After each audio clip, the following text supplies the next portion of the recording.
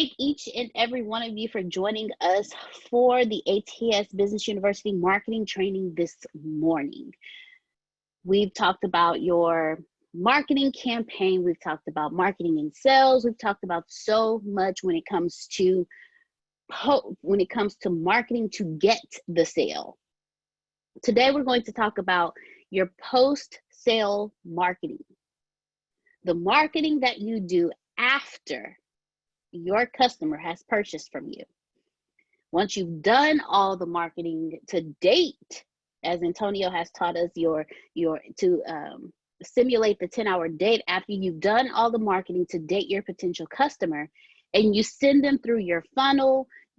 They're discovering you, they're finding out about you, and they finally close. What do you do then? Does your marketing end at this point? And I would like for you to unmute your mics and give me your answer. Raise your hand and say, hey, or just put it in the chat. Does your marketing end after the close? Group participation. No. Thank you, Ms. Grace. Doing some group participation today. Does your marketing? Thank you. Thank you, Ms. Monica. Thank you, Grace. I think the marketing then has to step up at that point. All right, Miss Carol, thank you. Miss Denise Hill said, no, it does not. Awesome. Mr. Phil? Well, what we do is, first of all, we send out a thank you note. Then we send out an evaluation on how did the office do? How was we have a series of questions where they can rank us on that good. And then we said, how did the speaker do? We have that one. And then we asked him, is there anything we could do different or change? Then we asked him for a testimonial letter. And then we asked him for 5 people who might like to know more about us. All right, Mr. Phil. Thank you, Humor Consultants. Miss Pam? All of that.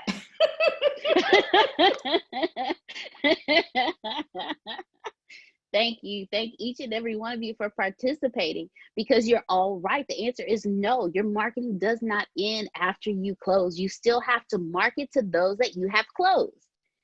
I have a question, and I really want you to think about this. If you are not marketing to your customers after you have closed, I want you to think about something. I want you to put yourself in their shoes. How would you feel if you went on a date and you're dating this person, you're having the phone conversations, you're going to the movies, going to dinner, spending a night, falling asleep on the phone with them and doing everything. You've sealed the deal and you've never heard from that person again. How would you feel? I know how I would feel. we gonna have some problems. I'm ready to scorch the earth. Hold on. Your customers feel the same way when they date you. They give you money and then you drop off the face of the earth. They have spent all this time learning about your company, learning about you, researching you, studying you, seeing if you are a good fit for them, going through the whole emotional process of, do I need this? Will this work for me? Will I have the support I need while I'm using this? Will this product really do what it says that it will do for me? They've gone through this whole thought process, and then they're finally like, you know what? Yes, I'm ready. They close the deal with you. They send you their money, and all they get is a simple thank you for your purchase. Do you think they will ever buy from you again? Do you think they will recommend people to you? You know, I think that once somebody buys from you and you just check on them, if you can make that phone call just to see how the product is, and so they can connect to you and know that you're a real person, and then you can tell them about other things that might complement the product that they have. And if they refer somebody over to us, they get a little discount on the next thing. So I think that relationship building is where that kind of falls in. You are absolutely right, Miss Carol. The conversation creates clients concept does not end with the purchase. Yes, sir, Mr. Phil. Yeah, I like the concept of not giving them a discount because that affects your cash flow. Giving them something extra that has little cost to you and high perceived value to them. All right. Because most people don't want a discount. If you're good at what you do and you did a good needs analysis and you satisfied them and you knocked it out of the park, they want to help you. They want to refer you. They're excited about that. So to give them a discount could negatively affect your cash flow, and it's not that good for the client. But if you give them something else extra that you have, maybe a report, a white paper, you tell them the next time we do something, we'll do this for you. I think it comes across a little bit better. All right. All right, ladies and gentlemen, each and every one of you have absolutely amazing answers. I'm grateful that you each understand what is going on, why you do not end the conversation with the purchase. What I want each and every one of you to understand is the pre-sale marketing campaign is all about building a relationship. Just like the dating aspect is all about building a relationship. A post-purchase marketing campaign is about maintaining it. Just like after you've done the dating, you've sealed the deal, you know the whole concept, you have to do what you did to keep them, just like you have to do what you did to get them, but you have to do more. It's the same thing. It's the same concept. You can't buy the flowers or cook the dinners or dress up and put on the makeup or wear the nice suits and the nice cologne just to get them, and then afterwards walk around in muumuus, house shoes, basketball shorts, undershirts with no makeup, hair all over your head like, man, look, this is me. No, that wasn't you when we was dating. That was not you when where's the person I was dating? Have y'all ever seen like the jokes where they're dating and everything, and then they go home to seal the deal, and no offense women, but it is a joke. And the man gets in, they get all happy, and she's like, hold on, let me get comfortable. And then she takes off a leg, takes off her arm, pulls off her wig, takes off her eyelashes. It's the same concept. It's the same concept. You have to do everything you did. You cannot fall off. You can't drop the ball after somebody has purchased from you. You have to keep giving value. You have to keep up the service, keep making it easy for them to stay connected with you. The customer experience is all that matters, because without your customers, you have no money in your bank account. The customer, Antonio is all about brand over business. The customers come first. Every person that comes into this company understands that the customer comes first. If y'all hear us, you guys hear us talk about how Antonio chops off our heads. When it comes to you guys, when it comes to the customers, when it comes to those within our network, if we don't do right by you, our heads will get chopped off. Period. Because it's all about service. And that's not only before the sale. That's after the purchase. After the purchase is when it's most important. Especially if you have your subscriptions up in place, especially if you have products that complement the product that they purchase, because they're not going to keep their subscriptions up. They're not going to continue to do it, and they won't purchase from you again, because if their first experience with you was wonderful, and then the moment you got money from them and they don't hear from you ever again, they're not going to want to even communicate with you anymore. So today, what I'm going to do, I'm going to give you 3 elements of a post-marketing campaign. I'm going to give you 3 post-marketing strategies, and then 5 ways to improve your post-sale customer service. Those are the things I'm going to give you today. So I'm going to start off with the 3 elements. You have to make your brand shine even brighter in your post-purchase marketing campaign. They've purchased from you. You have to nurture your customer. even after they've given you money. Because before they've already purchased. They purchased from you emotionally, and now they have to justify their purchase logically. Your post-marketing campaign customer service helps them logically break down, oh, this is why I did this. This is why I made this purchase, because that company was the company for me. And in that post-marketing, you have to have the conversations with them. You have to break it down to them. You give away tons of information. You add loads of value, and they buy. And your response is completely impersonal. The thank you for your order message, you lose them. You have to continue the sincerity from building the relationship. You have to continue that. So after they purchase, what do? You make sure all post-purchase communications, including the order confirmation and your product has shipped emails, are branded and personal. You want to let them know that they made a valuable purchase, that they made a purchase that was real, that they're not going to get gypped in the end, that you're actually going to send their product out. How many of you have actually experienced where you've seen the perfect product, you've seen it from it covers everything you need, and you're already questioning the purchase, but you made the purchase and you either don't hear anything back, don't receive a confirmation email, or anything like that. When after they have purchased, you want to make sure that your brand is visually clear and from your company. You want to make sure that any communication that goes out is branded with your logo, with your colors. If there's a specific font that you use, make sure that's in there. Make sure it's a company email, etc. If you have not purchased a domain name, then make sure that email address has your company's name in it. Because you want to make sure that anything that goes out, they know it's from you.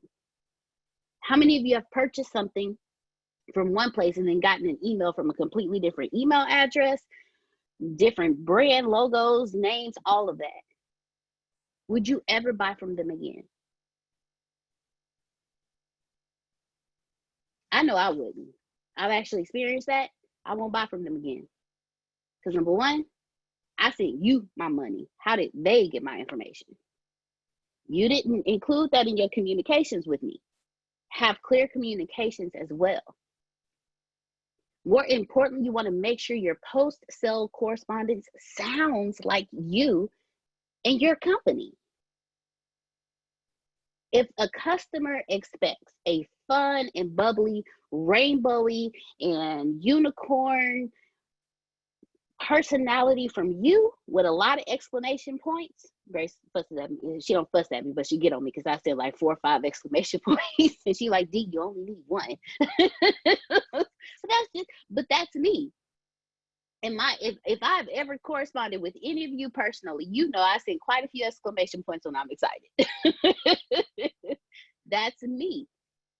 But if I'm talking to you and I send just a period, and it's something that you know I would normally be bubbly about, wouldn't you question that message? Like, is this just is this a random message from her? Is this one of those, professional messages? Like, where is the bubbly D? When I get on here in the mornings for the morning calls, y'all can tell when I haven't had my coffee. Guess what? Your customers can tell if it's you or if it's automated. So make sure that after they've made that purchase, your brand still shows after the purchase. Don't send them the gray sourpuss professional message. Yeah, I said sourpuss because that's how I feel. If I've been sitting here talking to you, we're going back and forth. You're like, yeah, let's do this. This is great. Then I purchased from you, like, thank you for your purchase.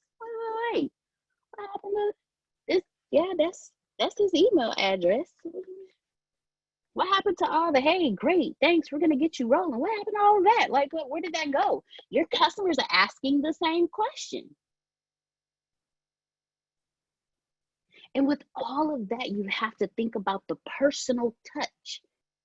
Today's business world is all about the personal touch. It's not about the commercial touch. It's not about how wonderful you look. It's how great you make your customers feel. So after the purchase, you still have to make them feel as good as or better after they've purchased from you. See, smaller businesses, we often compete on unique product, customer service, and personal attention. We can do that. But guess what? When you scale up, if you teach that brand environment, that brand culture to all of your employees, you can scale up with the personal touch, just like you can scale up your business. Antonio always talks to us about, when you scale up, is it scalable?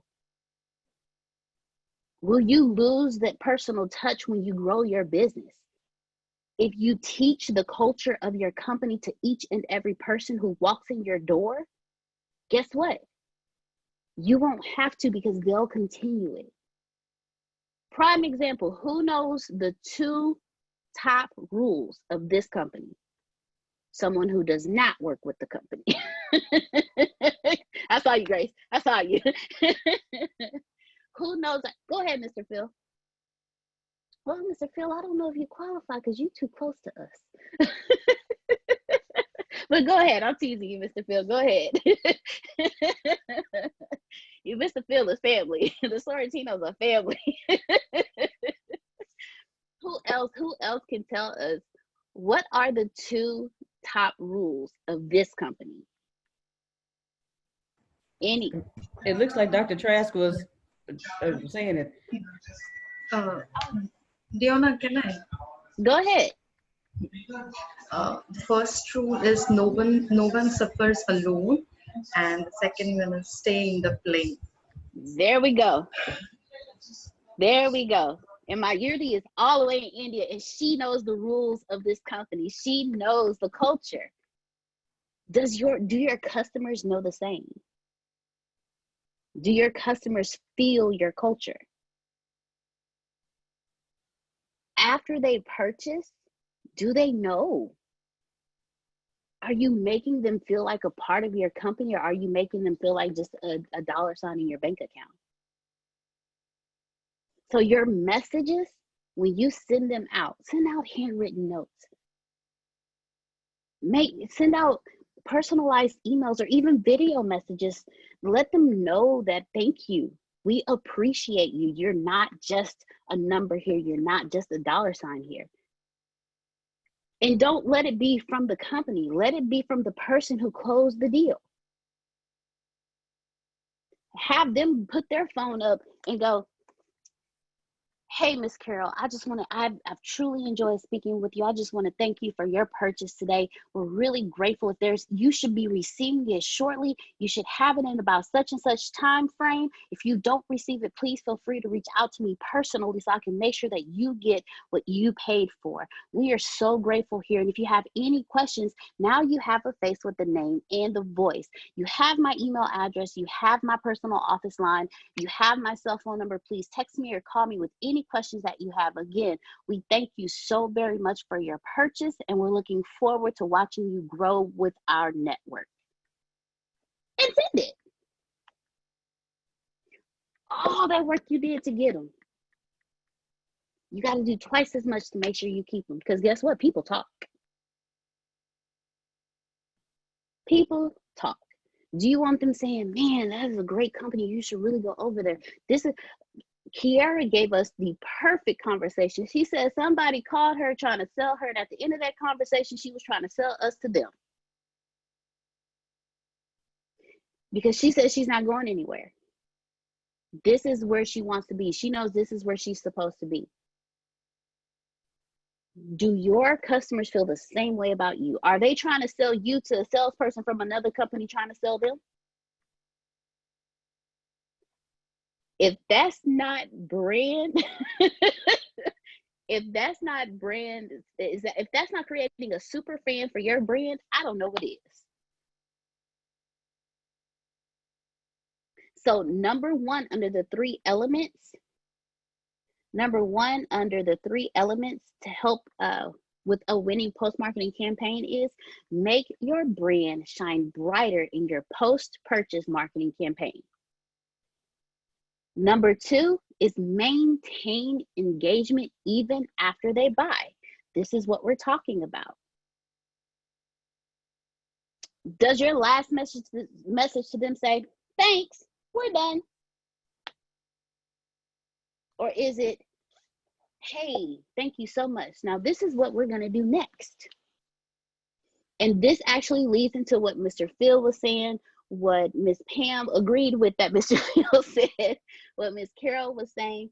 You know, what kind of follow-up beyond the standard order confirmation and shipping notices should you use? So you can use these three to start off with. Like Mr. Phil said, request feedback. Reach out to them and ask them, hey, would you mind completing this brief survey about your experience with us? Keep it short and focused so you don't waste their time. Remember, they have a 7-second attention span. How quickly can you make that customer service survey go quickly, but still get what you need out of them? And if you get negative feedback, create a follow-up process for that. Great customer service can salvage a bad experience. And I've actually had that type of phone call. I had a call with someone. It was actually a follow-up call from the purchase. And they were like, man, you know what? I thought it was this, but I just didn't know. And mind you, they purchased online. None of us had a verbal conversation with them before the purchase. They went through the whole funnel that Antonio puts everybody through, and they purchased. And so when I spoke to them, they're like, they requested a refund. And I called, I was like, well, you know, I'm so sorry that, you know, this is something that you didn't find, but can you let me know, what was it? What was it that you didn't, what experience did you not like about it? And she started talking to me. She said, and her thing was, it wasn't what I expected. And so what I did is what Antonio taught us. I dug deep. I asked questions. So what are you looking to do? What is the takeaway that you would like? What are the pain points that you're going through? When she started talking to me, I was able to break down to her, well, you actually did purchase the perfect product, because this is what this product will do for you. See, if you take feedback and you just chunk it out the door, or you get an attitude when you get it, you never know what to fix, or you never find out what was really wrong with the customer in the beginning. Because sometimes some people, they scan through information before they actually make a purchase. This is why the post-sale marketing is so important. This is why requesting the customer feedback is so important. It's not just so you can have somebody give you 5 stars and do a rating. No, the feedback is so you can fix what somebody said was wrong, so the next person can have a better experience. But how would you know if you don't even communicate with them after they purchase? How would you know if you don't have a post-marketing campaign set up after the purchase? And then from there, what you can also do with that communication is recommend other products. Like Miss Carol was saying, if they purchased, recommend another product to them. If they refer someone, recommend something to them.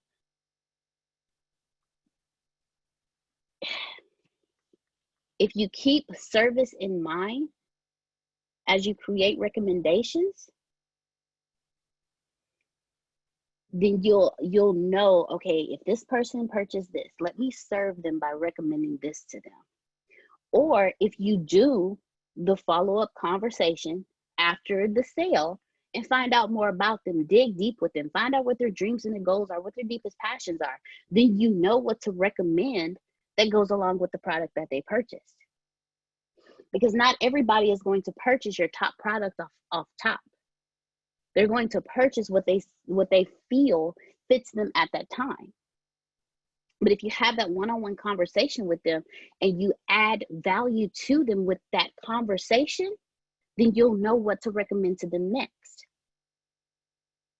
And you suggest the products that will work well with what they already purchased. Show them how to best use them together. So if you are a member of the Bureau of Dominant Speakers and you're trying to build your brand, you're trying to create products, then I know exactly how to present the ATS Business University to you. The Bureau of Dominant Speakers will help you become and master your speaking skills. The ATS Business University will help you build your business as a speaker. Two separate ones, but when put together makes you a powerhouse. If you are a speaker who wants to write a book, but you don't know where to start, no worries. Guess what? We have a course for that. It's called How to Write a Book and Get It Published. It'll go perfect with this because once you write your book, then we're going to teach you how to present your book on stage. Yes, ma'am, Ms. Carol, I saw your hand.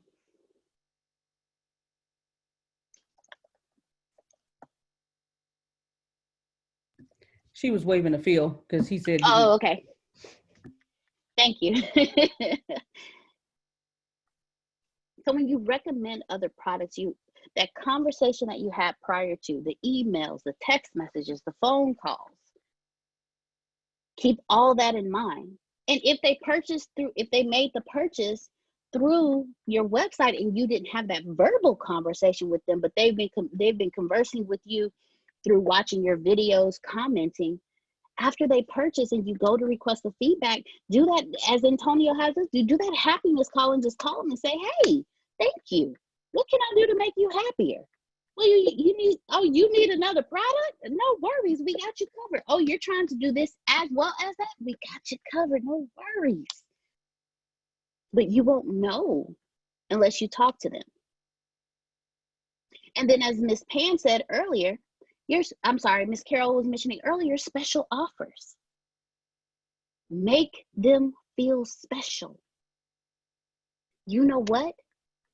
Because you purchased this, guess what? We have a new product coming out. And I think it will be perfect for you. So what we're going to do is we're going to send you a coupon or a certain percentage off for this, or if you're consistently having a conversation with them when a new product comes out, hey, guess what? We have a new product coming out. We would love for you to try it first.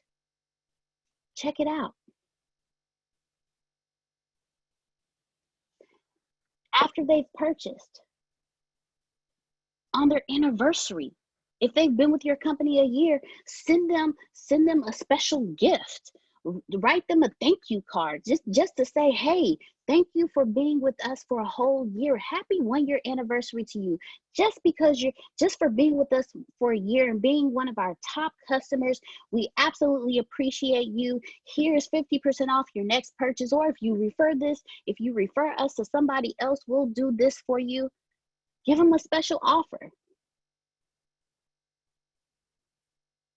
That post-marketing, they purchased from you already. So apparently it's something about you that they loved, liked. You touch them emotionally. You feel the need for them. They've already purchased from you once. The hardest thing to do is separate a man from his wallet. If you can do that, help them keep their wallet out on the table. Just say, you know what, Mr. Smith, how about you just put your wallet right here on the table? Just leave it there. We got you from here. We got you covered. Just leave it here. Help them keep their wallet out. And other ways you can help them stay engaged is to ask them to follow you on social media. Antonio always talks about communities. If you don't have a community, you don't have money. If people see you don't have a community, they may not want to follow you because, you don't have anybody following you. Why would I want to go over there? So the people that are purchasing from you, direct them to your social media communities. Let them go on there. Let them talk. Let them brag. Let them tell other people. Word of mouth is the best way to get referrals. Those are warm market leads. Those are hot leads, actually. Because there's one hot lead telling a cold lead, hey, go over here. Just purchase. Don't ask them questions, just purchase. How many of you purchase based on what somebody told you versus based on you doing your own research? How quick was your purchase then? If you have a post-sales marketing plan, guess what? So other ways that you can engage them is to ask them to follow you on social media. And when you see that they've followed you, hey, Miss Pam, thank you so much for following us on social media. We greatly appreciate it. You know what? We're going to follow you too. Let us know what direct us to your brand's social media so we can follow you and support you as well. We really appreciate it. And hit send. Share relevant blog posts. Posts that add value. Antonio tells us all the time, borrow.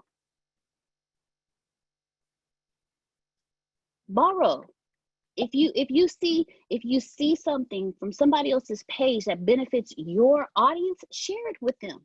Become that resource. That's a part of your post marketing.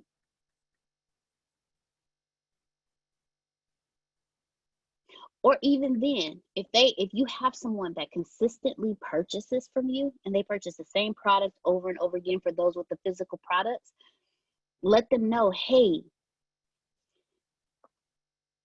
Miss Carol, I just wanted to, and you see me keep picking up my phone because this is me having a face-to-face conversation with them.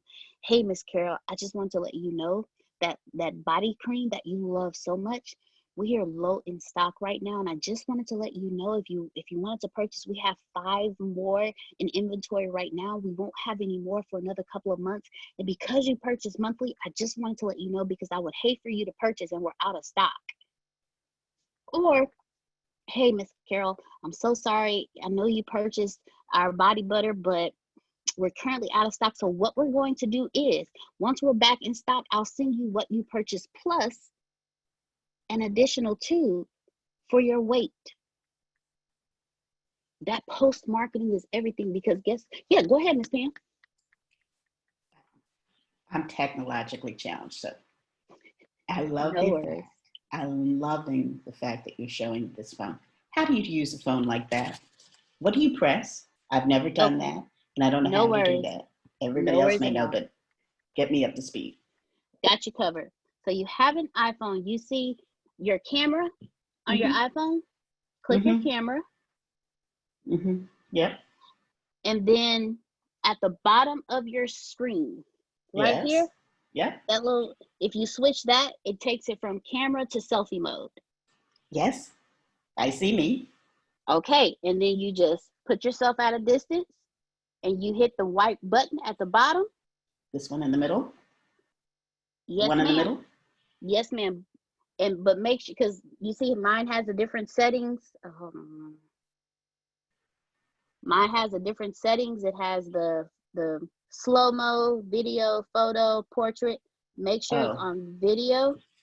Okay. If you have those options. I'll And then make now sure. and now that white button becomes red. Okay. All right. Gonna be dangerous now. Ma'am? I said she's gonna be dangerous now. Yes, she is. Thanks, guys. I appreciate it. Okay. I look forward to seeing her selfies. Right? Because Miss Okay. Pam is on it all the time. So video, and then slow, and then hit make sure it's on video. Yes, Then ma'am. record. Then hit record. Yes, ma'am. And when you hit that red button, it'll go from a big button to a square. That's when you know you're recording. Okay. And then once you finish it, how do you send it to the person? I got you covered. I got it. I don't know where to go. I got you covered. So I'm going to do a short, quick video. Hey, Miss Pam, Thank you so much. We appreciate you. We love you. Can't wait to come to Maui again. I'm going to hit stop. Then on the bottom, on the corner where the video is, I'm going to press that video and it's going to pop up. And then right here, you see that weird looking square with the arrow? Yes, with the arrow. You click the arrow. And as you see, it selects the video that I want to share. Yes. And then in this area right here, yes, I choose if I want to send it via text message, if I want to email it, or if I have someone that I've already been emailing a lot, I just send it there. I click there and it'll text it, so you can send it there. Or is it better to do text message or email, or does it make a difference? I would say text it. Text it. And so when you text, you can send it that way, or you can actually go to their text message. It's the camera that's in the text message, and then you can send it from there. Okay, thank you. You're very welcome. Didn't mean to interrupt, but I just need to know what to do with it. If you're out and about somewhere and you do one, you know, you see something you like and you want to have a selfie near it and you're talking about it, but you're not necessarily wanting to share it right then. It's actually saved in your photos. Okay. Yeah. So you thank you, Susan. You can put it to your page and add things to it, like the ads that we were doing. You could make it an ad. All right, that's good. Thank you. So very welcome, and thank you, Miss Susan. Thank you very much. Yay. Miss Pam is now technically savvy. We're going to be seeing videos of her popping up all over the place.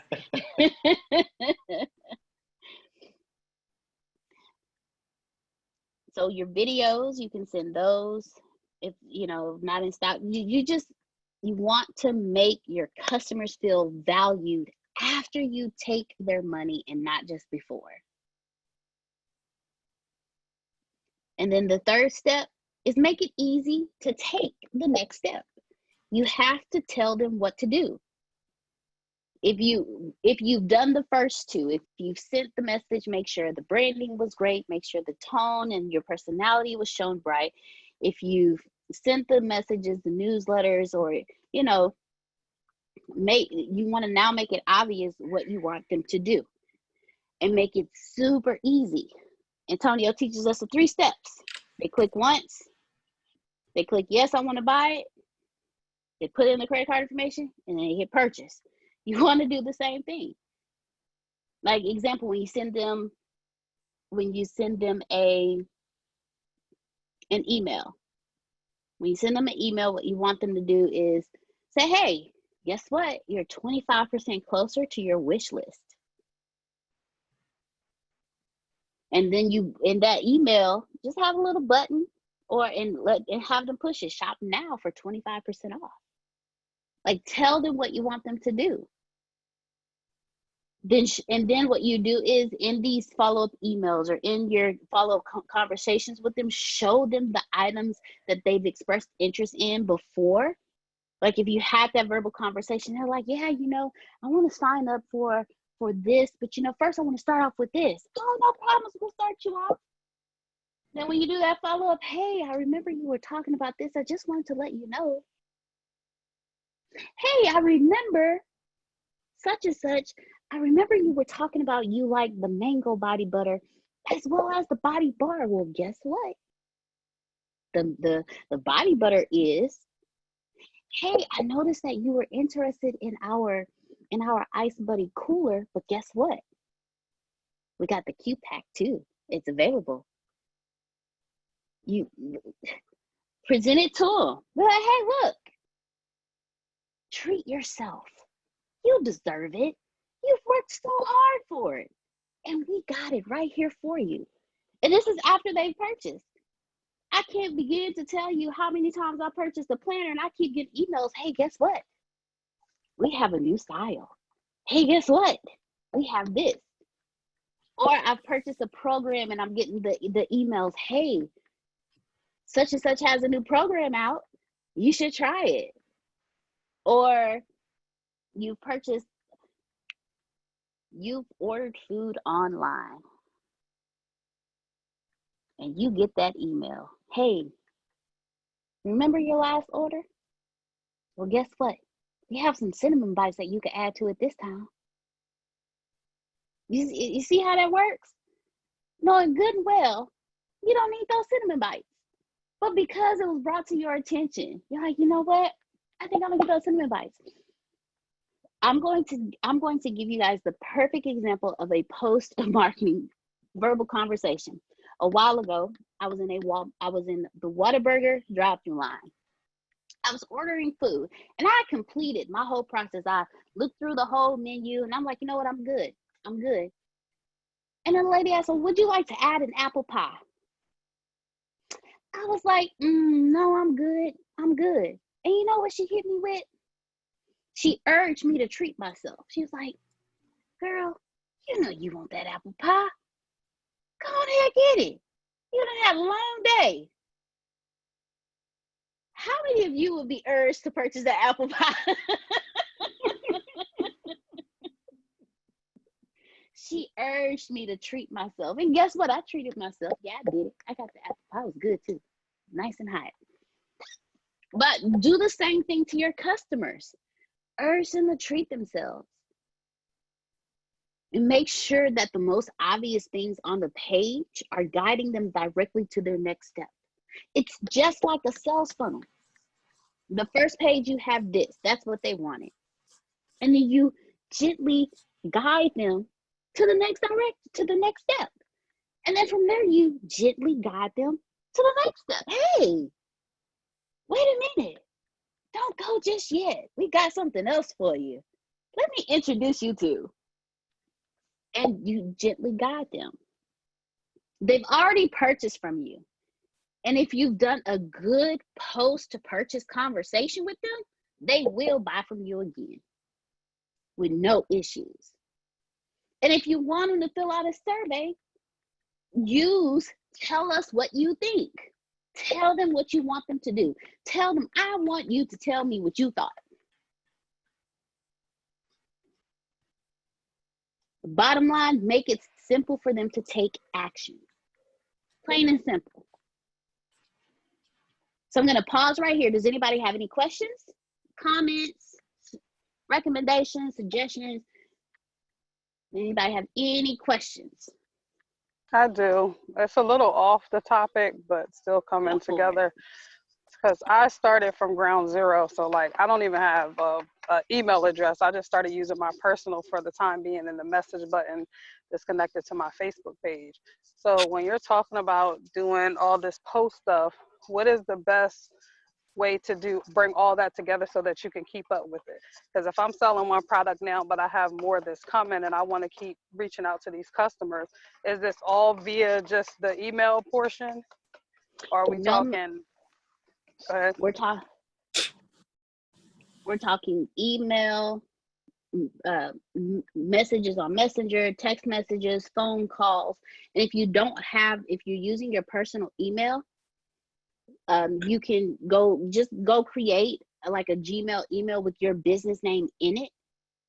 So that way everything is directed to that one email address. Because I know when I first started, Miss Kara, I had them going to several different emails. And I was like, okay, I don't know what's what. But when I started narrowing them all down to one specific email, it got easier, it got smoother, and I was able to direct them to one place. And then what Antonio just said, text me at, and you can draw them to your cell phone. You can use your cell phone, your email address.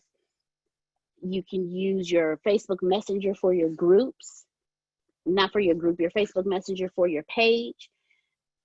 Just direct them all to what's business or has the business name to it. That way you know where everything is going. Because I do understand, I completely understand your question, because I used to do the same thing. Okay, yeah, because it's like you're learning so many different things. You got a landing page, a sales funnel, following up, it's like hard to put it all together when you're learning piece by piece, and then we're talking about this specific thing. So I'm trying to make it work for me now with the small, group of people that I have dealing with on following up with them. So I would just want it to be clear. Yes, ma'am. No worries. Now, with your once you decide that you purchase your domain name, you can get email addresses with that, and then you can create like info at your business, Kiera at your business, and that way you know where to direct them. So if you have specific clients, you can have clients at your email address.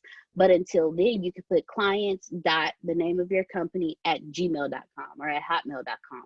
That way you know that's specifically for your clients who, if they need to reach you, it goes there. If you have a cell phone, you can direct it to your information. So you can direct it to your info dot name of your business at gmail.com. That way it's all filtering to one place. So once you are up, running, and shifting, it's all still in one place and it's not scattered about. I had them going, I had ddedrick at hotmail.com. I had d.marie group at hotmail.com. I had d.marie.d at I had 50 million email addresses, and I'm like, okay, this is just not gonna work. Because I couldn't keep up with everything and it was all over the place. So I do understand that question. And thank you very much for asking. No problem. Okay, I'm gonna do that today to make sure I have that additional email address. I just didn't want to do what you was just saying. I'm like, then I got multiple email addresses and everything coming up, but I guess I don't really have a choice right now. All right, thank you. You're very welcome. You're very welcome. Does anyone else have any questions? Yeah, I have a question. Go ahead. Hi. When you have multiple clients that buy from you and you want to be personal with them and say, hey, I know that you like this and you like that and I have this, where do you keep that information so that when you do want to send that out, you know who you're targeting and what they liked or didn't like? Where do you store that? So you can have a CRM, a customer relations management system. You also, if you create, if you have a mailing system like MailChimp or a system like that, you can create different groups and link them to the groups within.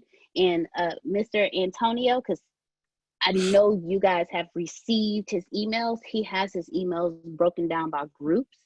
So I'm going to ask him if he can also further dig deeper into this answer for you, so that way you know how to direct them. Because your question is, okay, I have this person that's purchasing my coaching package, but I have this person that's purchasing my skincare line. I have this person over here that does this.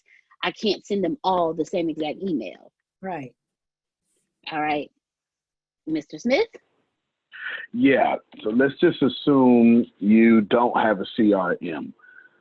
To this day, I don't use a CRM. That doesn't mean that I should not be using a CRM. It just means that I can't find one that does all the stuff that I want it to do. And I just don't like doing stuff halfway. That's why I'm designing, and I have my team designing our own CRM, because I need to do plenty. So let's just throw CRM out, and let's take a page out of Antonio Did Not Listen to Tempest book, because that actually happened. I have a story. We got 3,000 emails one day. It's the first time I ever got a suntan, too, by the way. I've never had a suntan ever. I was actually saying, there's no way I can get a suntan. And we went out in Texas heat for 3 days at a public park doing an event that we were sponsoring. And by the time I came back, my whole forehead was as dark as this hair on my head. And in a few days, it was peeling. But that's not part of the story. I just want to tell you, I got beat up twice by not listening to Tempest and by the sun. Go figure. Nevertheless, we put all 3,000 of these emails. Now, they came that the goal was to add them to the list, because that's what we were doing. You had to get into the park for free, but you had to sign up. Well, Tempest was like, hey, don't send them emails about, I think it was coaching, because we were still coaching at the time. these people didn't come through for coaching. They came through for the party. You can keep them. And I was like, nah, I'm sending emails anyway. And then she said, well, Lisa Nichols, I signed up through her something with this thing. And I noticed when I sign up another thing, she sends me emails specifically to what I signed up. Nah, we're going hard or we're going home. 3,000 people unsubscribed. Seriously, like 48 hours. Something like that. It's crazy. Okay, it's absolutely crazy. It was. And I stopped not listening to Tempest, okay? She's facts right on. The reason I brought that up, Kara, is because one of the best ways that you can organize stuff is a campaign. You can have different people in different campaigns. I'll give an example. Let's say you got the Ice Buddy cooler. All right. I know these people got the Ice Buddy cooler, and these are people who want portable disaster preparation that lasts 3 days. Have noticed, give me another product that you sell. The Q-Pack, which is Tell me about the Q-Pack. The Q-Pack is like a backpack. It carries water and food and clothes. Is it bigger than the cooler? Oh, yes. It's outstanding. It is bigger than the cooler. These are two different people. Okay? Two different people. The Ice Buddy Q-Pack and Ice Buddy cooler should be in two different campaigns. If you're accustomed to carrying a purse, or if you don't mind putting an extra bag or something in the back of your car because you have, and like all these things are factors. Like, please listen to this. You put it in the car seat because the kid isn't there. So that, how many of you know I'm saying the car seat becomes storage when the kid isn't in it? Yeah. All right. Thank you. All right. So if I can put it there and put it there, and then, all right, so I just put it in the trunk, or I've got a SUV type car, so I can put it in that back space. All that stuff is cooler type thinking. Different crowd. It means I'm just going to the beach. I just want to use this for the extended period of 5 to 6 hours, unless the lights just went out. The Q-Pack, that's different. As a matter of fact, I would probably market the Q-Pack to people who like to go hiking and on camping trips and walking up mountains, because that is your survival pack with patented technology to keep you with a refrigerator on your back. Two totally different mindsets, two totally different people. And what I would do is organize my camp. What's your question, Carol? I will organize my list, and I would send the Q-Pack people survival tips and techniques from a leisurely, I'm taking my family skiing, I'm taking my family camping. Here's ways that you can put barbecue in the thing, and here's how you can keep it safe from bears in the woods. Here's a way that you can use it marching up a mountain in California, anything like that. Something that I plan on using for a 3-day trip or something. It's something leisurely. The cooler would be the world is ending. You're going to die if you don't have this Ice Buddy cooler. So let me tell you how to preserve your meat. Here's how you pickle meat with some household ingredients. And by the way, if you put it in the cooler, you can, right, your life will be saved. And these are two different campaigns, Carol. And you organize these people in these campaigns. And of course, you can do this by hundreds. Let's take it out the cooler. Kiara, you go, these are people who like my videos. These are people who haven't liked anything, but they're in my phone. These are people who blank. These are people who went to my conference. And now you know how to email market to these people, because you have organized them in different campaigns, and your list says, essentially, listen to Tempest. basically. That's what that is. So that's how you do that. So my question again is, how do you keep those groups separate? Where would you do that to keep that so that you know who to go to? Okay, so the answer is the same, but I made an assumption. I made a millennial assumption.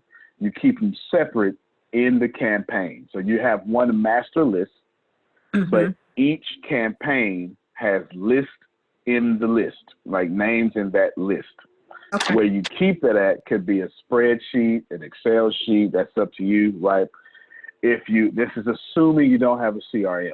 If you pay for something like MailChimp, or you don't have to pay for MailChimp until you get a certain amount of emails, then you can put them in a .csv file, upload them, and then create independent campaigns and store them there along with the master list. So the answer is the same. I just make the millennial assumption of skipping that whole first step because, right, I've never known a world without a computer, so I just assumed everybody would know, right, that first part of that answer. Exactly. But this can be Excel. I mean, we've got lists in a plastic bag on a piece of paper, literally, like not even joking, from 409 Apparel or G County Apparel in a plastic bag, sitting in the office. Just, you email market. I mean, you can sort them anyway. Obviously, you want to be digital, stuff that you already use. That's assuming you don't have a CRM. Cool, Carol? Cool. Okay, good. You can. That's right. This is more of. I know how to do it now, but Tempest taught me this here. You can also tag them, Carol. You can. That's what Tempest. Let me read what she says. Email marketing systems normally has tags or categories available. You can tag your coaching clients with a coaching tag or similar. Then you can email those with the tag regarding whatever is relevant. That's even better for what you're trying to do because that is completely administrative. Yeah. That is a super administrative answer that takes you out of the Stone Age. My question was Stone Ages. My answer. But the tags, put it in there, and you tell your email marketing campaign, use this tag, boom, go right on out. Yeah. She uses that a lot. I use tags the incorrect way. I use tags. Tempest taught me how to use tags properly. I don't do it properly because I don't want to use tags this way. The way Tempest said is easier. Carol, your face lit up when she said it. Clearly, that's easier. But I don't think that way. I'm not administrative, so I don't want to do administrative things that way. I use tags to monitor how good a product is doing. That's what I use tags for. Once you told me I use tags, I realized by an unintended side effect, when I would mark out an email and send it out and then have that email say, if anyone clicks this link, tag them with this, and then that lets me see how effective that email was. And then boom, I get to see, okay, well, this email works or this product works. And I look at that, then you're using it. Oh, well, then I'm using it correctly as well. And there you go. Yeah. But I never email out with the tags though. But I definitely use the tags to see how effective that marketing campaign or that link inside of the link. Sometimes I'll even play and put 3 or maybe 2 links in the email to see which one people are linking on or interacting with, engaging with, and then I'll switch it on the next email. And if I have 1 and 2, then I'll switch it. If 2 perform better, if 1 performed better, now I want to see is it because it was first, so I'll switch it. And sometimes 1 was still perform better at 2, so it tells me that video is fantastic or the way I presented it. It tells me whatever I'm looking at. But again, I'm a data guy, right? Everything for me is numbers. And so I think like that. So you're still listening to me, wins all across the board. So I've listened. There you go. That's what she said. All right, cool. Deanna, back to you. All right. Well, thank you, Mr. Smith. Thank you, Tempest, as well, for your recommendations from Ms. Carol. So do we have any other questions before we move on to the next step? All right. Well, if not, here are 3 post-sales marketing strategies. The first thing is you want to keep the sale. You want to keep the sale. Just because a customer purchased from you doesn't mean they're happy or that they'll keep your product and use it. What's worse, they may hate it, tell others about it either in person or more broadly on social media. You've got to make sure your customer not only keeps the product, but is also using it. Because guess what, ladies and gentlemen? Processing returns are expensive. Unused products that sit in the closet reduce the chances that the customer will ever buy from you again. I hate to say it, but think about, let me see, what's a good example I can use? Okay. I'm not going to call out the name of the company, but think of a company where you've purchased an abundance of product from them and you just put it in your pantry. You may have used it once or twice, but because they didn't follow up with you, because they didn't send you a how to use this, or they didn't help you along the way or guide you or recommend how to put different types of things together or how to even properly use it. How many of you have used it a couple of times and just let it sit in your pantry?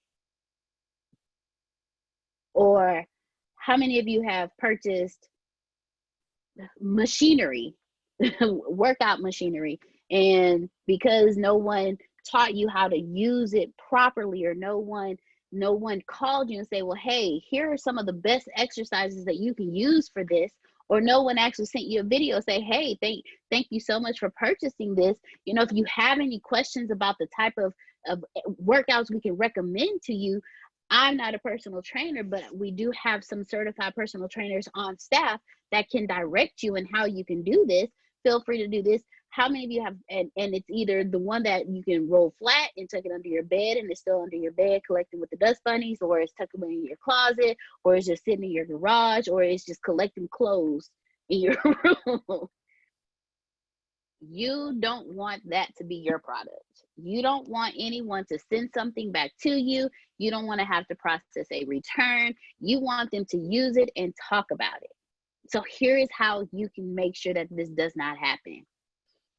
Send a follow-up post-purchase email, like we were just talking about the emails. Check on them.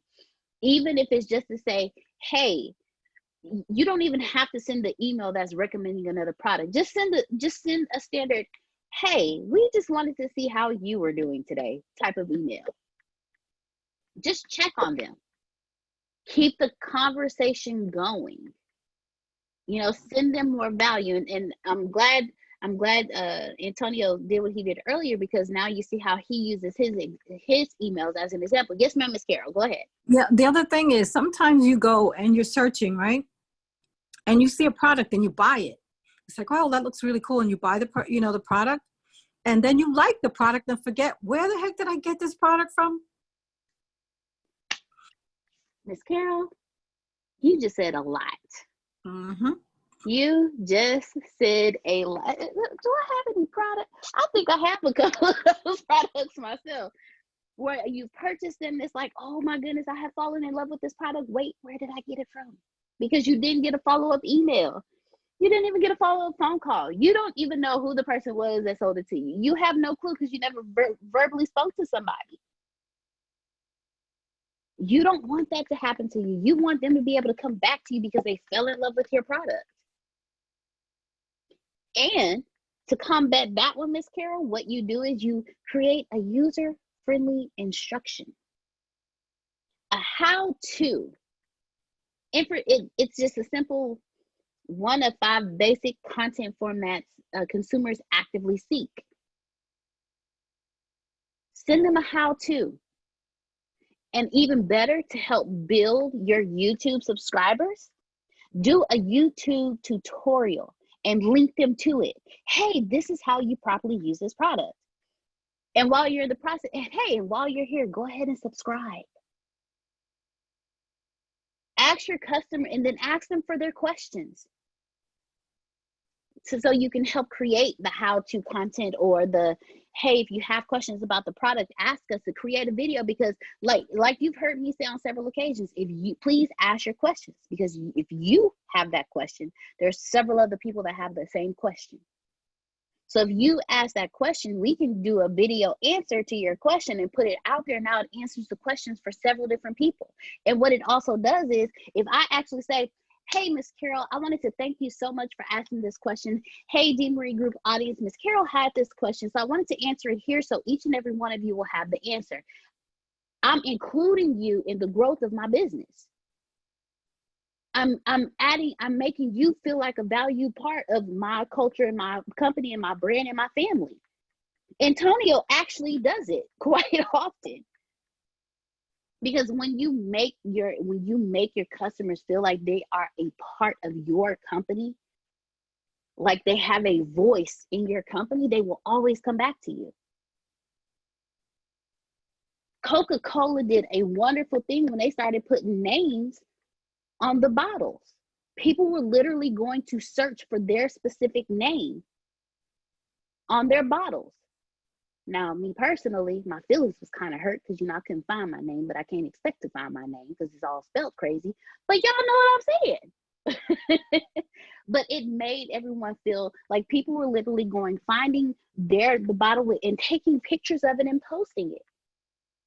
It makes your audience feel engaged in your company. It makes them feel like they're part of the company and a part of what you're building. Another way to do it is on the holidays. Like, let's say you're selling a product and it's mostly for females, and it's really a good product.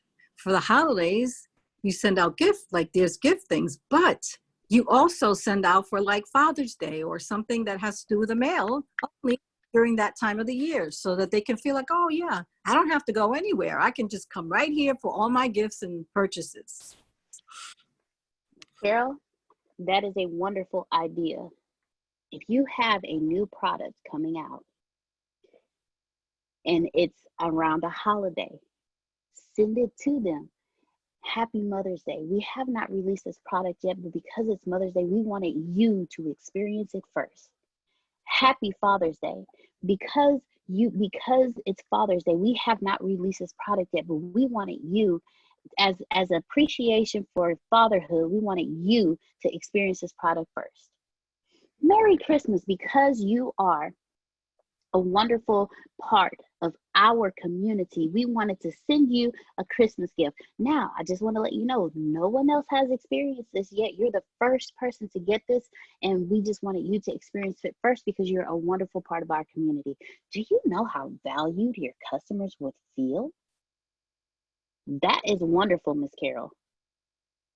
And now, after you send it to them, so what did you think about it? Your customers now become your focus group. Your customers now become your focus group. Antonio has done this, whether you guys realize it or not. He has done this before.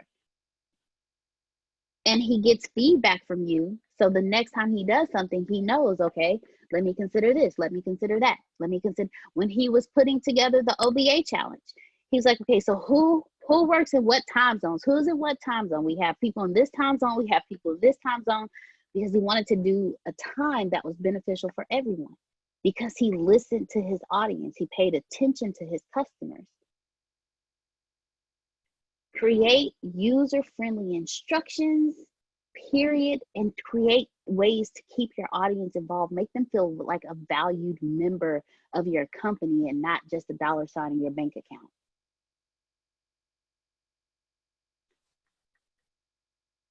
And a third way in keeping the sale, what you want to do is enhance related user guides. Create content that your customers would be willing to pay for. Write them out in simple English. Use easy to understand graphics and diagrams. Think outside of the packaging. Ebooks, apps. They're also great to recommend as well, seeing as everyone does everything via the computer and phones.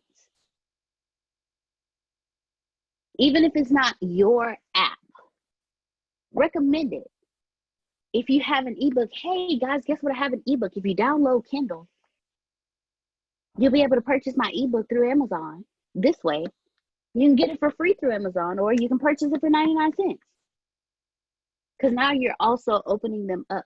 And then depending on how you do it, you can become an affiliate for Kindle or an affiliate for Amazon. And every time somebody goes on and purchase, you send them that affiliate link. But if you make things easy for them, create guides that are easy for them. If you send them, I don't know if y'all remember the Easy Bake Oven, but let's say you have a product like the Easy Bake Oven. Somebody purchased it. Parents, not all the time want to deal with that. But kids are smart. If you send an easy to use guide that maybe the older, like the 14-year-old kid can get and explain it to the younger one. It's like, oh, this picture shows them putting, oh, okay, so we mix it like this first because it shows the picture with the mixing of the mixes, and then it shows the picture of them pouring the mix into the pan, and then it shows the picture of them putting it on the little scoop. I had one, y'all, please forgive me. the little thing to slide into the Easy Bake Oven. Then it shows the dial with the time on it for what you set it on. Then it shows the light with the little lines around it showing how it's bright. So showing you, do the same thing for your customers. Make it easy. Like, make it easy. Don't ever think that you are making your customers feel like they're dumb by doing something as simple as just putting a whole lot of direct graphics on something. A TikTok link. There you go. Just make it easy. Make it easy for the easier you make it, the more your customers will stay with you because it's easy to use. How many of you use certain products because it's easy to use? How many of you use certain online programs because it's easy to use? Do the same thing for your customers. Make it easy to use. And make it even easier by sending them, hey, guess what?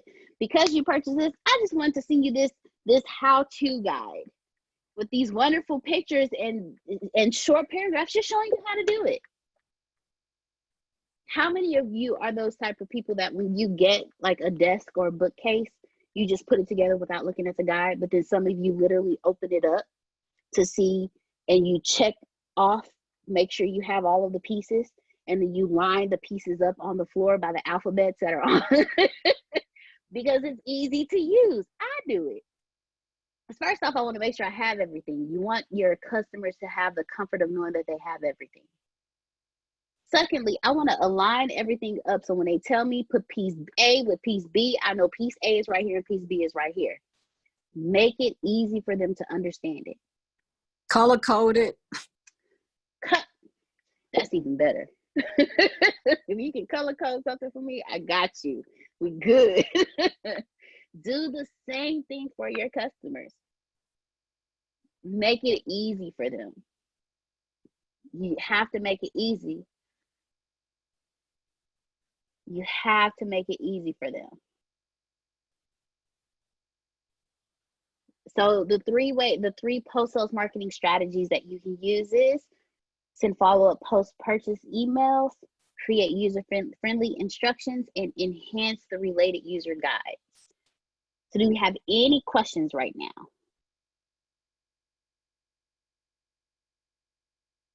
All right, well, if we don't have any questions, now I'm going to move on to the final part. There are 5 ways to improve post-sales customer service. Your thank you emails, your special offers, monitor online reviews, designate a post-sale staff, and take support seriously. So we've already pretty much gone over your thank you emails, but make sure that they're personalized.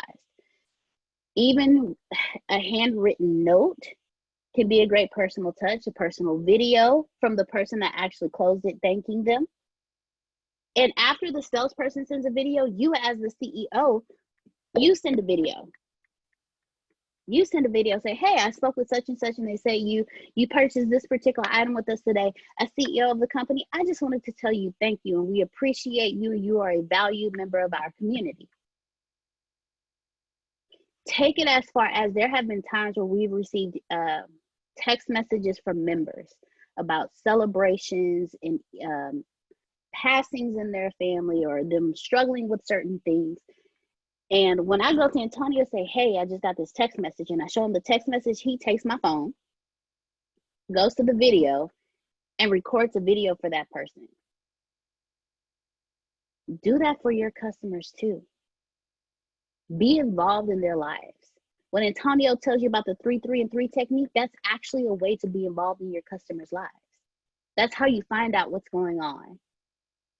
If you notice that one of your customers' kid has a birthday today, hey, Miss Carol, I just want to send a happy birthday out to your son just to tell him happy birthday. I remembered it was his birthday today from a conversation that we had. So I just want to reach out and say, to let him know happy birthday. You have an amazing day.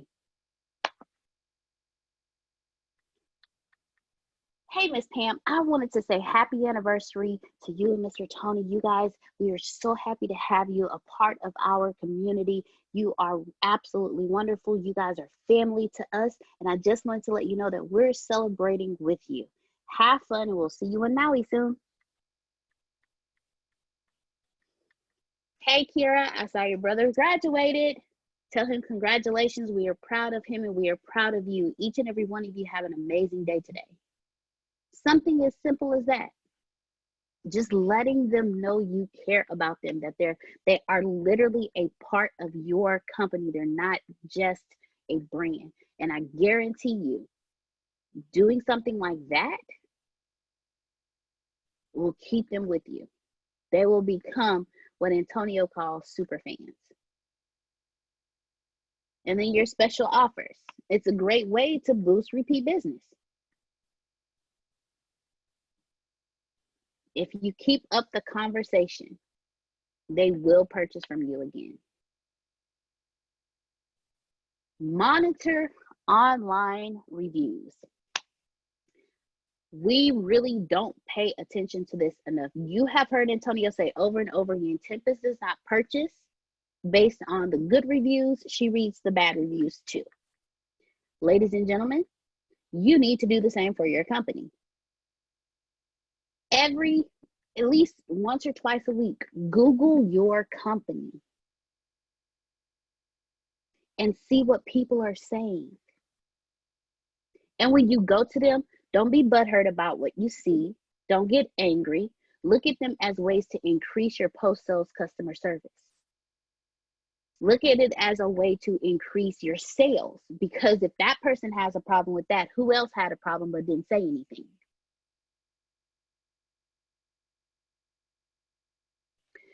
See what was said, and then reach out to them and offer them assistance. Give them a coupon, even something for free.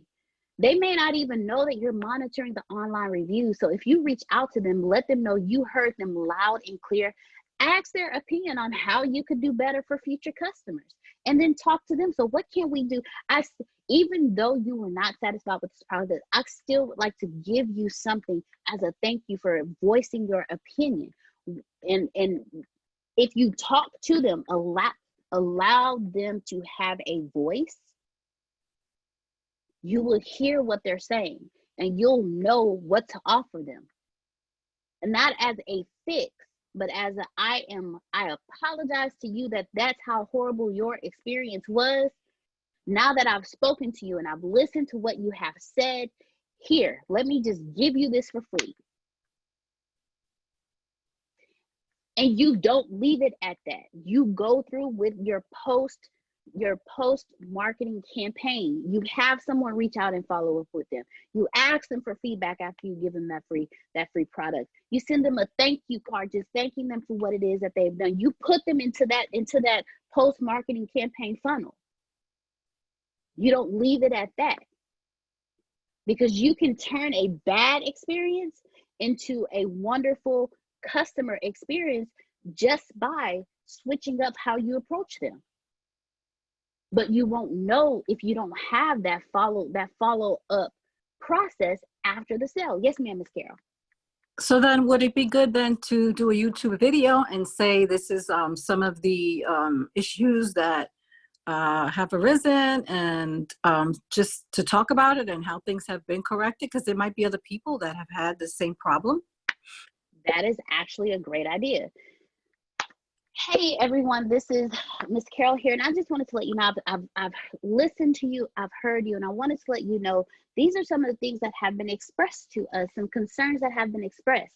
And I just wanted to reach out to each and every one of you as the CEO of this company and let you know that when it comes to this issue, this is what we've decided to do, and this is how we're going to move forward with it.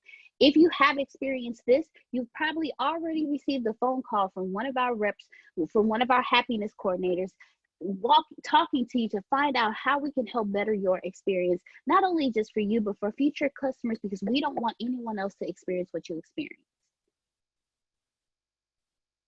It shows that it does the one thing that Antonio teaches us, is humanizing your brand. what was that, Miss? That was I'm a bad man, but don't worry about it. Keep going. When you show that you are not perfect, when you show that you authentically care about your customers after they have given you money, you'll win over their hearts. Because they'll see that you genuinely care. You are literally putting out there to the entire world your faults, your flaws. What companies do you know do that? And the companies that have done it, where are they today?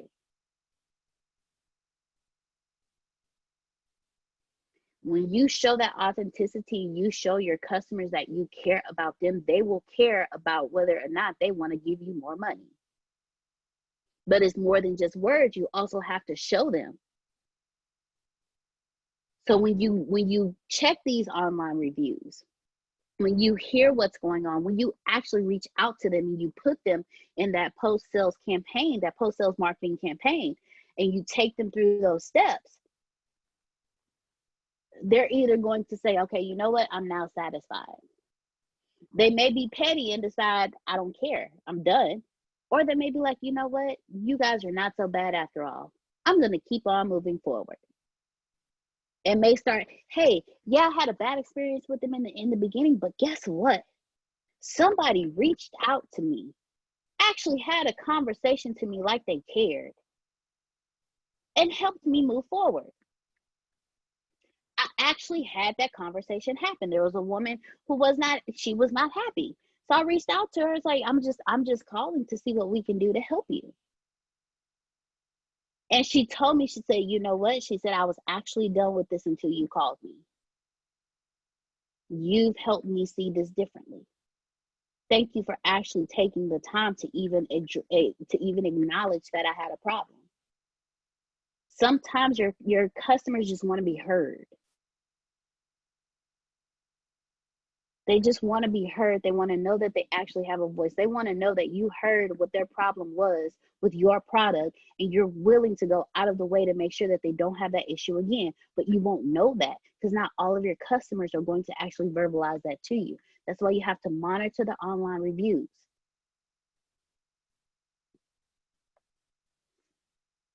And then the next one, number 4, designate a post-sales staff, or as us at the ATSGR companies call them, happiness coordinators.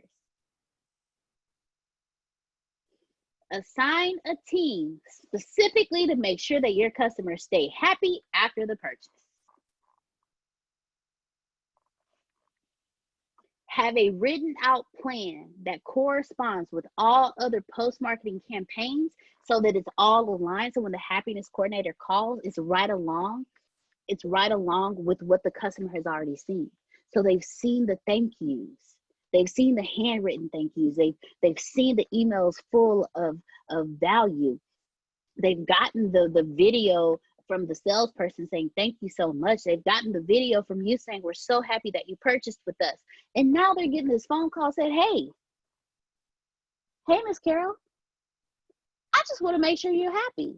What can I do for you today? And it's like, wait a minute, what's really going on?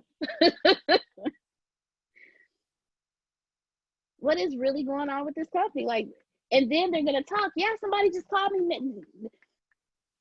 I can promise you there has been a few people that we have called them out of the blue. Hey, we're just calling to see if you're happy today. What can we do to help you?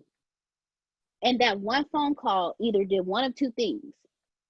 They either was going through something emotionally and just broke down and shared, or they were like, oh, no, I'm good, but thank you for calling, and turned around and told somebody else, yeah, y'all know that company I was talking about? Yeah, somebody just called me just to make sure I was happy today. Yeah, girl, they just wanted to make sure I was happy. I know, right? That is kind of weird, but it's cool in a way too, you know what I mean? One of two things. One of two things. We've gotten text messages, hey, thank you for the call today. I really needed that. We've called someone who started with us, hadn't been active they hadn't touched anything for a week. We called them the first week like Antonio tells us to do. They didn't respond. We call them the next week like we're supposed to, and then they actually pick up and they're like, man, look, right after I purchased, everything just kind of just went crazy. Everything just started falling apart for me, and they just started talking to us and just telling us what was going on. And because we listened to them, because we actually care about our customers, you guys, because we paid attention, because we gave them a voice,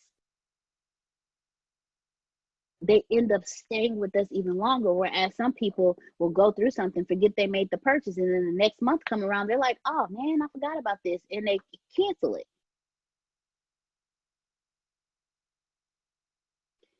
Have a designated staff just to do that. Allow your happiness coordinators also to give out free product or content based on their calls with the customers. If someone calls, if we call someone and they're like, yeah, you know, I was going through the courses and it was great, you know, and I'm really looking to write a book, but I didn't see any. Oh, no worries, Miss Kara, we got you covered. We actually have a course called How to Write a Book and Get It Published. You know, no worries. Let me go talk to Antonio real quick. I think I can get that to you at no cost to you. Hold on one second, Miss Kara. And then we walk over to Antonio, already knowing his answer. Hey, Antonio, I have Miss Kara on the line. She's a part of our Bureau of Dominant Speakers program, and she actually wants to learn how to write a book. So I was speaking with her about how to write a book, and he'll already know what we're doing. He was like, go ahead and give it to her and tell her, don't even worry about it. We're like, oh, really? Thank you, Antonio. Hey, Kara, so Antonio said I could just give it to you at no cost to you. Even though we already know the process, we still want them to feel valued. We want them to understand that we're looking out for you. So if Antonio is around, we'll pull him in, or we'll be like, hey, hold on one second. Let me check with Antonio. And we'll wait a few seconds, like we check with him. And we'll come back. I'm giving away some secrets. And then we'll come back. And we'll be like, yeah, Antonio said I can give it to you at no cost to you. So once you log back in, so this is also me making sure that they're using the product. When you log back into the online platform, you'll see the course available there for you. So now I'm telling them what I want them to do next. When you log back in, it will be available for you. So now they know, okay, I have to log in so I can get access to it. Your happiness coordinators continue the conversations, create clients model that we have, that whole, the conversations create clients, conversations create clients, and then the post-marketing, conversations create super fans. You take them from clients to super fans just by having that conversation. If you have someone dedicated just for that,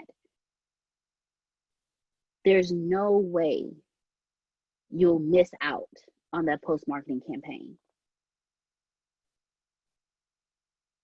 And then the very last one for today, take support seriously. Even the best products or services will occasionally misfire. Sometimes the videos don't upload right. Sometimes the website is down.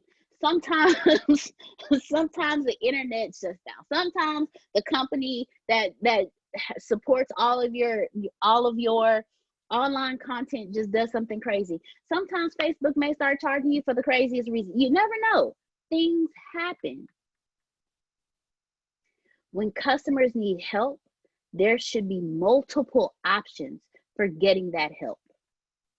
Whether it's placing a help desk ticket via the website, whether it's live chatting with a customer service representative, whether it's emailing for assistance, placing a phone call, or sending a text message. The assistance a customer receives will make a big difference in whether that customer returns for more products or services in the future. If they can't get help, they will turn away from you. I just paid money for this. I don't know how to access it. I can't reach anybody. I'm done. We've all experienced this on a personal level. You've paid for a product. You've gone through the process. You need help. You can't reach anyone. We got some problems. We got some issues at this point. You got my money, but I can't talk to you. We have some problems.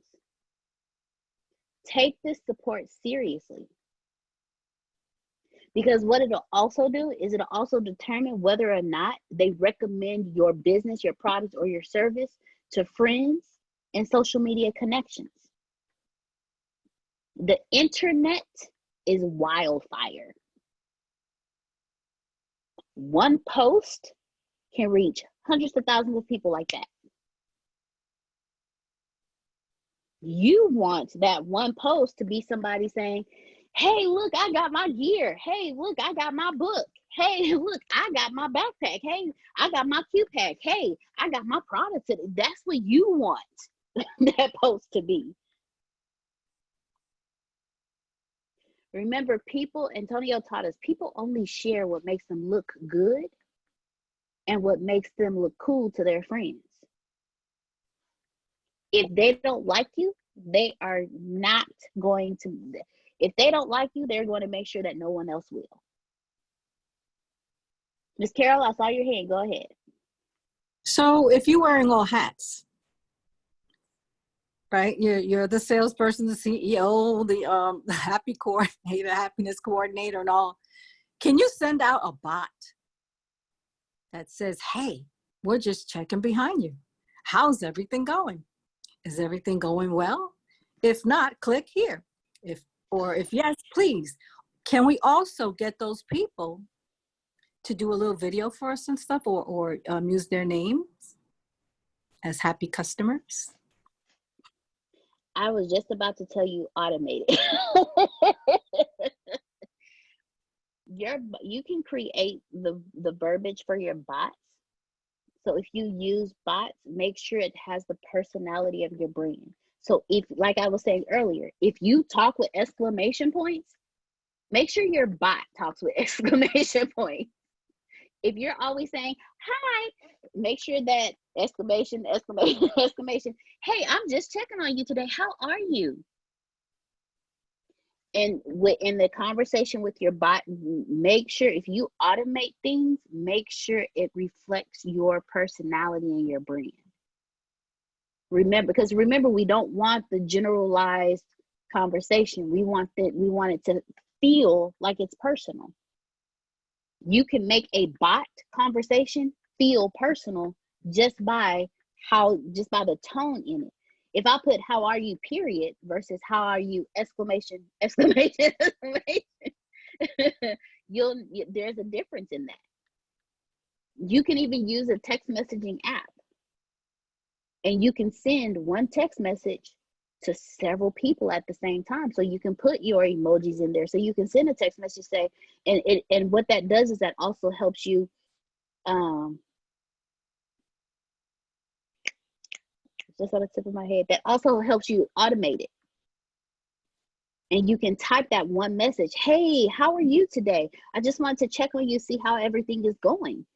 And you can hit send and send it to the thousands of people in your text message phone, in your phone that are customers. And text messaging apps let you create groups as well. So if you have one group for your coaching, you can send them. If you have one group for your skincare line, you can do that. If you have one group for your Ayurveda, I think I said it right, you can send you can send a text message for that. You can group them as well. So you can automate it, but still have that personal touch to it. Okay, so where do you get this text messaging app? So Mr. Smith?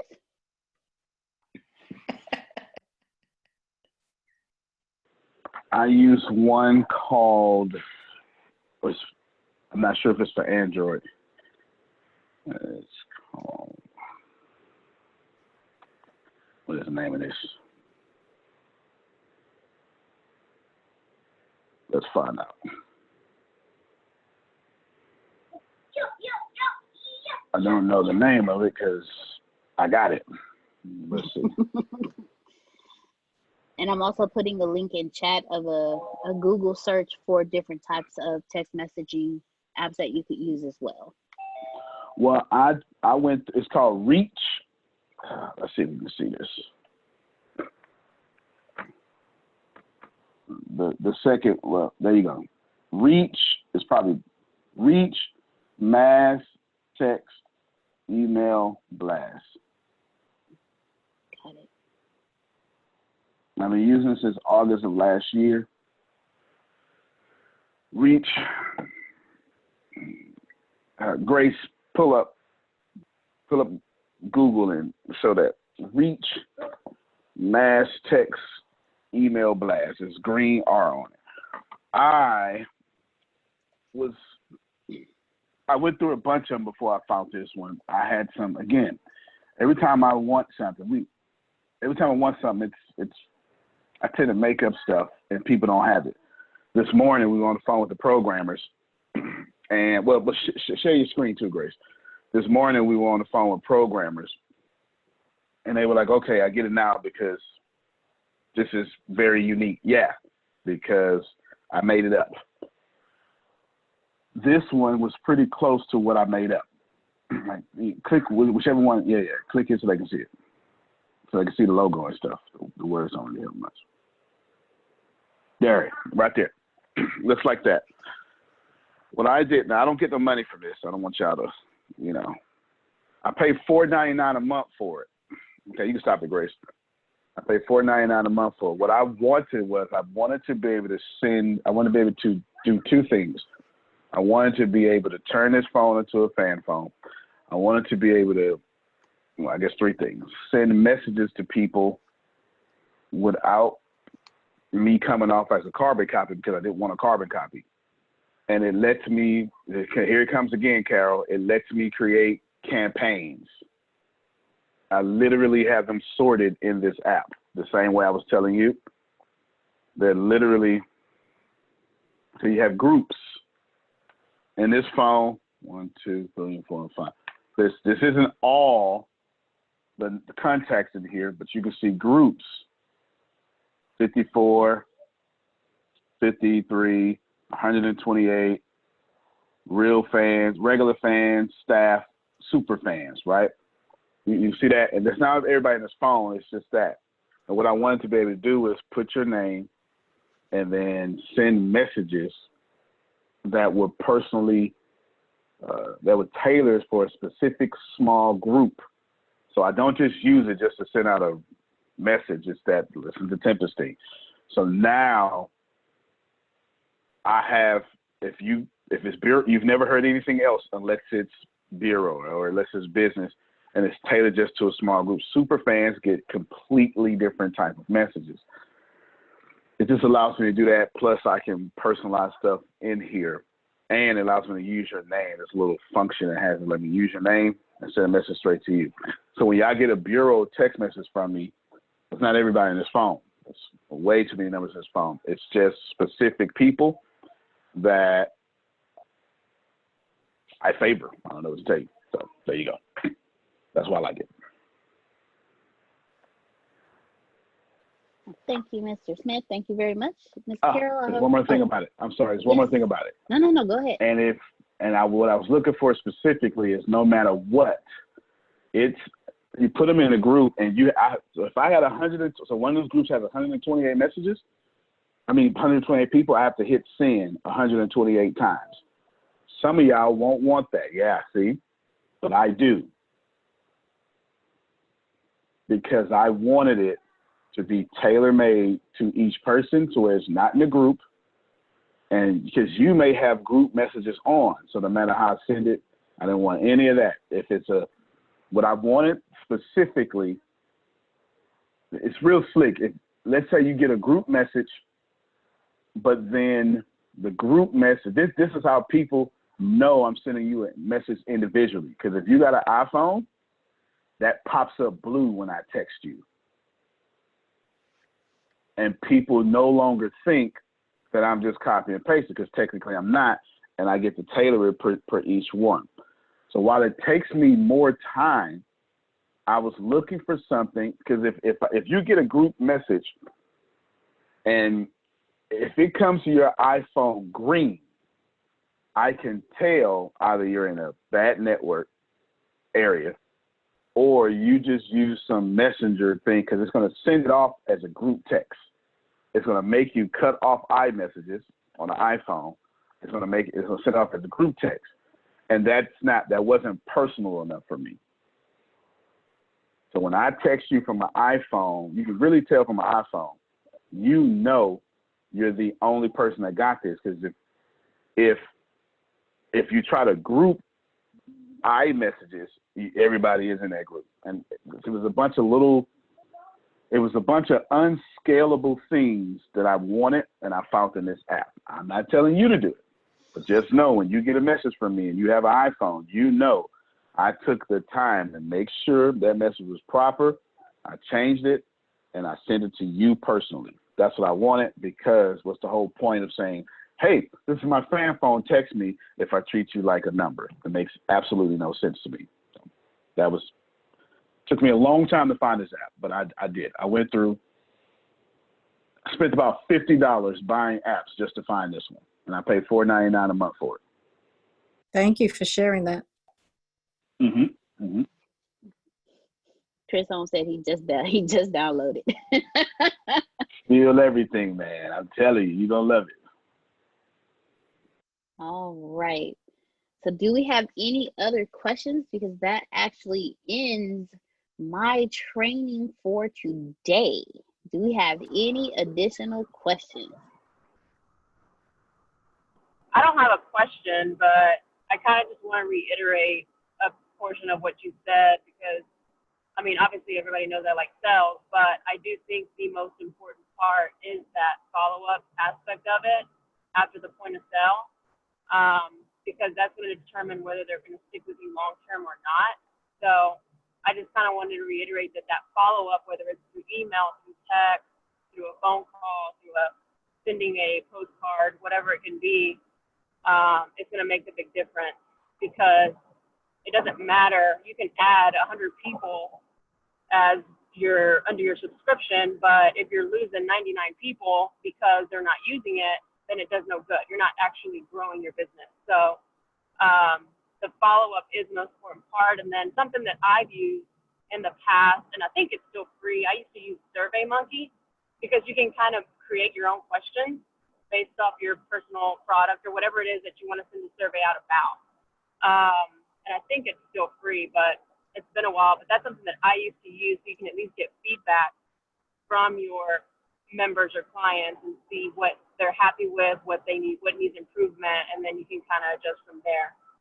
Because yeah, 99 people cancel subscriptions because they're not using it. So if you get on top of that before it gets to the point of them canceling and then having to go backwards and try to save them, it's always better to be proactive and just do those follow-ups. And then you'll also get referrals when you do the follow-ups. So you're constantly on their mind, whether it's once a month, whether it's bi-weekly, whatever it is, it's going to help with your future business.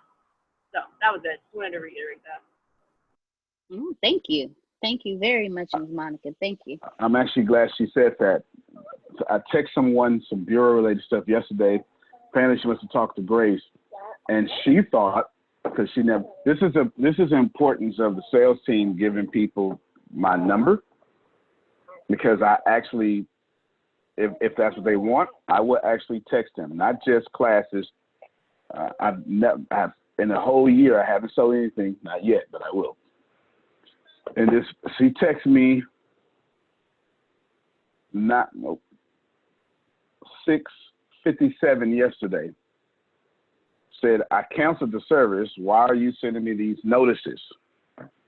I won't take advantage of these classes if I'm not paying.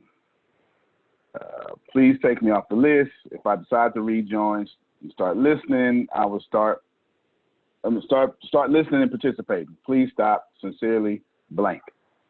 Now, she had talked to you, Grace. So I waited because I didn't see the message until like 11 o'clock at night. And there's no way I was going to text a woman at 11 o'clock at night. Not going to happen at all. Not even close. So I waited till 9:45 this morning, and I texted her. This is the first time she's interacted. So I texted her. I said, hey, blank, this is Antonio. And this is actually my cell phone. The messages I send out are not automated. I send them out by hand. I will remove you. I was keeping you in the loop so you can take advantage of COVID-19, but I completely understand the inconvenience I have caused. Let me know if anything changes, if there's any way I can help. And she sends a super kind message to follow up. She says, no, there's no inconvenience to me at all. I just felt it was unethical that I would be taking advantage of your trainings and not paying. When I have my clients, I want them to pay me my money before I provide them a service. I already talked to Grace. Now, I told Grace that at a later time I may want to come back, but I want to keep everything straight with no misunderstanding. And then she said, I want to extend you the same courtesy. Thanks, her name. This is that follow-up. Maybe she never comes back. Either way, we straight. She knows I was trying to gift her. She said, listen, I said the response. I said, I see, like literally I put AH comma, I see. I would have reacted the same way as you. I do understand and respect that. Keep my number saved and reach out whenever you wish. Thanks for your integrity.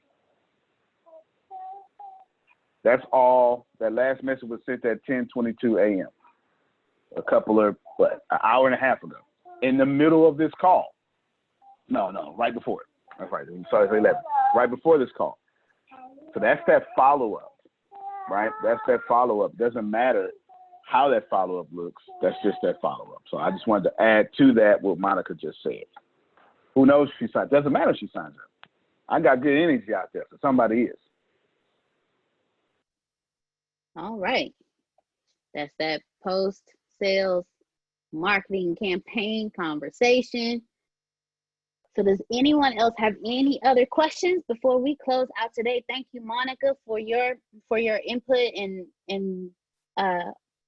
unmuting to speak today. Thank you, Mr. Smith, for everything that you contributed today. It's greatly appreciated. Thank you, everyone who had a question or a comment. Thank each and every one of you who participated via chat or via unmuting.